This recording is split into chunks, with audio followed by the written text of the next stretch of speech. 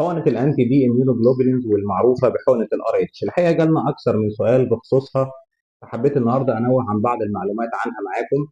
إمتى لازم ناخدها؟ الحقيقة كل السيدات اللي بيكون مقرر ليهم إنها لازم تاخد الحقنة دي لازم تاخدها في الشهر السابع عند 28 أسبوع إلى 30 أسبوع، وبعد الولادة مباشرة في خلال أول 72 ساعة بعد الولادة إذا كان الطفل المولود موجب الفصيلة. أما لو كان سالب الفصيلة فمش محتاجين ناخدها. أيضا بنحتاج ناخدها لو حصل إجهاض بعد 8 أسابيع بعد حمل شهرين، لو حصل حمل خارج الرحم، لو حصل نزيف اثناء الحمل في اي توقيت من الحمل.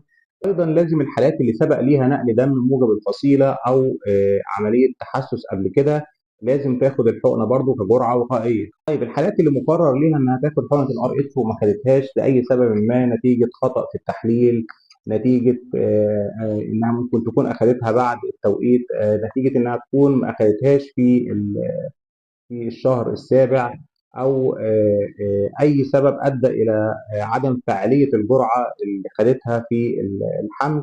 الحالات دي ازاي بنتابعها وايه الاضرار اللي ممكن تحصل؟ ده اللي هنعرفه ان شاء الله في الفيديو الجاي.